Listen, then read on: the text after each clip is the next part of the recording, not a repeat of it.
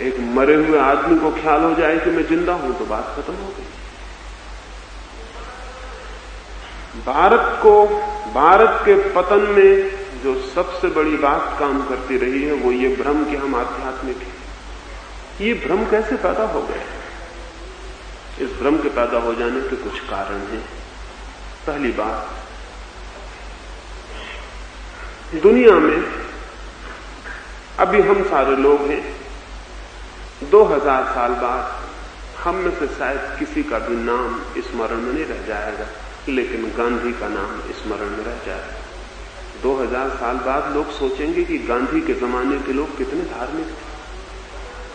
वे गांधी के हिसाब से सारी दुनिया के बाबत विचार करेंगे, और गांधी बिल्कुल अपवाद थे, एक्सेप्शन थे। गांधी नियम नहीं थे। गांधी हम सबके प्रतिनिधि नहीं थे। गांधी हम सबसे उल्टे और विरोधी थे। लेकिन 2000 साल बाद हम जो कि प्रतिनिधि हैं, असली आदमी हैं, ये भूल जाएंगे, और गांधी जो बिल्कुल अकेले हैं वो याद रह जाएंगे। और 2000 साल बाद लोग कहेंगे गांधी के जमाने के लोग कितने अच्छे थे। ये बात बिल्कुल झूठी होगी। गोंड से तो हमारा प्रतिनिधि हो भी सकता है, गांधी हमारे प्रतिनिधि बिल्कुल नहीं।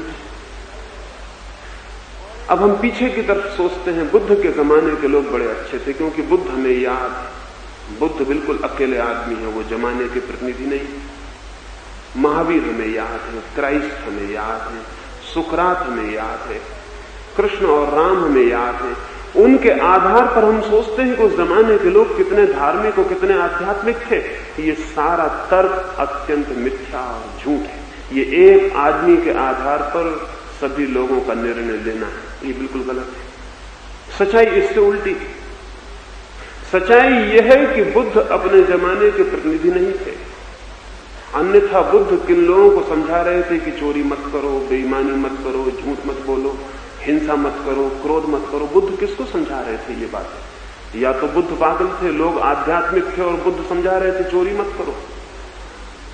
बुद्ध की शिक्षाएं किसके लिए थी अगर चोर नहीं थे तो, अगर बेईमान नहीं थे, अगर धोखेबाज लोग नहीं थे? किसको समझा रहे थे बुद्ध? क्राइस्ट किसको समझा रहे थे कि प्रेम करो? किसको समझा रहे थे कि एक चांटा कोई मारे तुम्हारे गाल पर तो दूसरा उसके सामने कर देना? आध्यात्मिक लोगों को। ये बातें उन लोगों को समझाई जा रही थी जो मानते थे कि कोई एक आंख तुम्हारी निकाले तो तुम दोनों आंखें उसकी निकाल लेना। ये लोग आध्यात्मिक नहीं थे। पृथ्वी पर आज तक कोई कौम, कोई समाज, कोई राष्ट्र आध्यात्मिक नहीं रहा। लेकिन इन लोगों के आधार पर एक भ्रम पैदा होता है कि पिछले जमाने बहुत आध्यात्मिक थे। मैंने बहुत खोज की कि कोई ऐसी किताब मिल जाए जो ये कहती हो कि हमारे जमाने के लोग आध्यात्मिक हैं। ऐसी किताब मुझे नहीं मिल सकी। दुनिया की सबसे पुरानी किताब चीन में उपलब्ध है, जो कोई 6000 वर्ष पुरानी होगी। उस किताब की भूमिका में लिखा हुआ है कि आजकल के लोग बहुत पतित हो गए हैं, पहले के लोग बहुत अच्छे थे। ये पहले के लोग कब थे? ये पहले के लोग कभी थे या ये मिथ? ये केवल कल्पना है। हर किताब कहती है पहले के लोग अच्छे थे। हर उपदेशक कहता है पहले के लोग अच्छे थे। अतीत अच्छा था, ये हम मान लेते हैं, और इससे एक कठिनाई, एक कंट्रडिक्शन, एक विरोधाभास खड़ा हो जाता है कि इतने दिनों तक हम आध्यात्मिक रहे और फिर हमारी ये स्थिति हो रही। ये हमारा पतन फिर समझाना बहुत कठिन हो जाता है। तब फिर एक ही रास्ता रह जाता है, या तो हम कलयुग के ऊपर दोष थोप दें कि ये युग ही खराब है, लेकिन ये बड़ी बचकानी दलील है। समय खराब नहीं होता, ना अच्छा होता है। युग खराब नहीं होते। तब फिर दूसरा रास्ता यह है कि हम पश्चिम के भौतिकवाद के ऊपर सारा दोष थोप दें, कम्युनिज्म के ऊपर, नास्तिकता के ऊपर, साइंस के ऊपर, मटेरियलिज्म के ऊपर, और पश्चिम के ऊपर सारा दोष थोप दें कि पश्चिम के भौतिकवादियों ने सब बर्बाद कर दिया। ये भी बड़ी कमजोर और बड़ी नपुंसक दलील। किसी घर का दिया बुझ जाए और घर में अंधेरा हो जाए और घर के लोग बाहर जाके कहने लगे कि हम क्या करें, अंधेरे ने आके हमारे दिए को बुझा दिया। तो हम उस आदमी को कहेंगे कि तुम पागल हो गए हो, अंधेरे ने आज तक किसी के दिए को नहीं बुझाया। अंधेरा इतना कमजोर है कि वो दिए को कैसे बुझाएगा।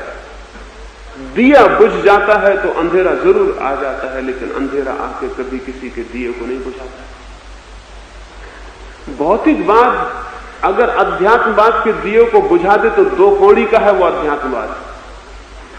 अगर विज्ञान की बातें अध्यात्म की बातों को बुझा दे तो दो कौड़ी की हैं वे अध्यात्म की बातें। कमजोर हैं बहुत, उन्हें जीने का और बच रहने का कोई हक भी नहीं। लेकिन ये बात ही झूठ है।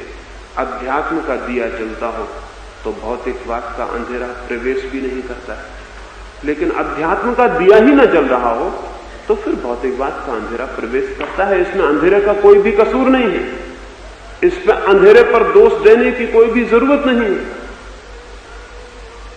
अंधेरे का कभी भी कोई कसूर नहीं रहा।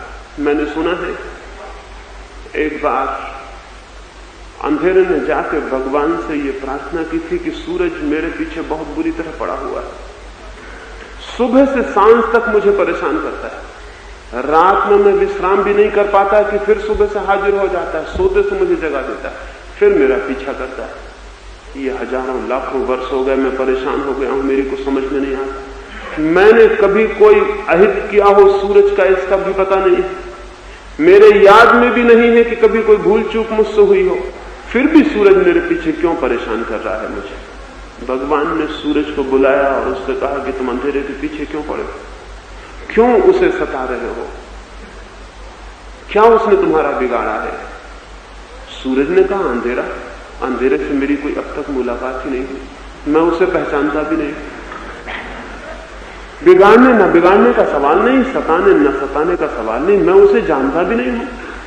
फिर भी आप कहते हैं तो ठीक ही कहते होंगे, अंधेरे को मेरे सामने बुला लें तो मैं क्षमा मांग लूं और उसे पहचान भी लूं ताकि आगे मुझसे कोई भूल न हो सके। इस बात को हुए भी लाखों वर्ष हो गए, वो मामला अभी भगवान की फाइल में ही पड़ा हुआ है। वो अंधेरे को अब तक सूरज के सामने नहीं ला सके हैं, वो ला भी नहीं सकेंगे कभी, क्योंकि अंधेरा केवल सूरज के अभाव का नाम है, वो केवल एब्सेंस है, वो किसी चीज की उपस्थिति नहीं है, वो किसी चीज की अनुपस्थिति, वो केवल प्रकाश का न होना है। तो प्रकाश के सामने ही प्रकाश की अनुपस्थिति को कैसे मौजूद किया जा सकता है। या तो मैं इस कमरे में हो सकता हूं या मेरी गैर मौजूदगी हो सकती है, दोनों चीजें एक साथ नहीं हो सकती। तो अंधेरे को सूरज के सामने नहीं लाया जा सकेगा। अध्यात्म के सामने कोई भौतिकवाद कभी नहीं आया और कभी नहीं आ सकता है, लेकिन अध्यात्म है ही नहीं। और तब हम सोचते हैं कि ये इतना विरोधाभास कैसे पैदा हो गया। ये विरोधाभास हमारा तार्किक विरोधाभास है, जीवन की वस्तुस्थिति का विरोध नहीं। ये हमारे सोचने की बुनियादी भूलों में से एक भूल।